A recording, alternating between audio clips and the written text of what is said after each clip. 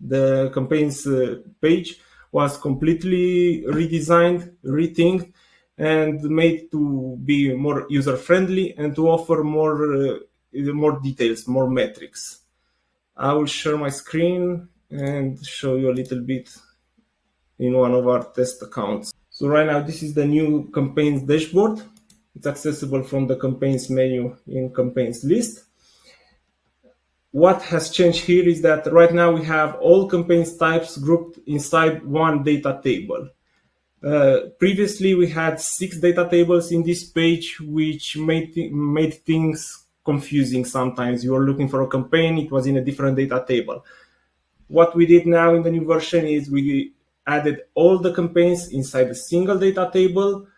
All campaigns types are available here, and we have the type column that shows what type of campaigns you have here. For example, you'll see that we have an email follow-up campaign here. The second campaign is a lead capture campaign. Then we have a direct link and landing page campaign, and so on. It's much easier to see everything inside the single data table. It's easier to compare the metrics between the campaigns. And if you want to see only one campaign type, then you have the dedicated filter here with the campaign type. For example, if you want to see only the lead capture campaign, you will select from here. And now you're seeing only lead capture campaigns. By default, you have all the campaign types selected.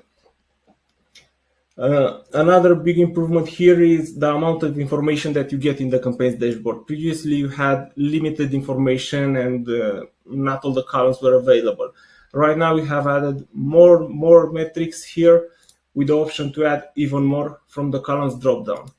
For example, if you are interested in seeing how many subscribers you got in each campaign, then you can easily go in the campaigns dropdown, choose the subscribers column, the subscribers rate as well if you want, and then you will see the subscribers column available here.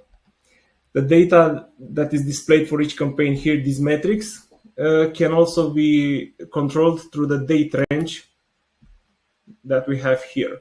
By default, you have all time data shown, but you can do past 30 days if you want, and then compare the performance and see which campaigns worked better in the past 30 days. You can easily sort the campaign. For example, I'm sorting by views right now. You can sort by the number of conversions that you get.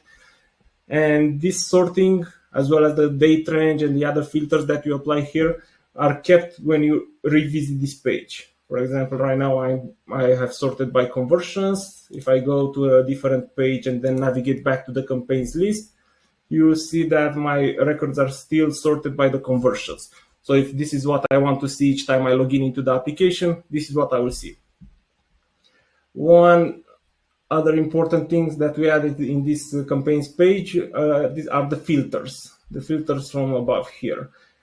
So I have the options to filter by the campaign status to see active, inactive campaigns or all campaign types, or by campaign groups.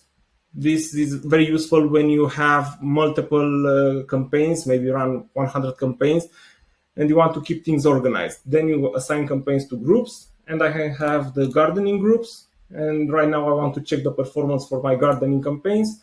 I just filter by the gardening group, and now I see only campaigns from the gardening group. If I want to see the actual group here, I'll go to the columns dropdown and enable the group.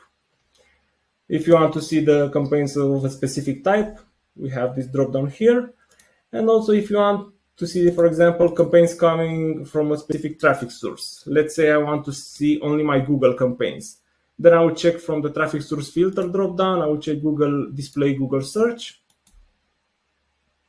And I can set all groups to be displayed. And now I have only my Google Ads campaigns here, available here. I can go with the daytime, see all time data for the campaigns. Big improvement in this campaigns page. I think it is much more friendly, user-friendly now, much more useful, with many new data available, so you can compare between campaigns and see the performance. This will be usually your entry point when you log in into the tracker each day.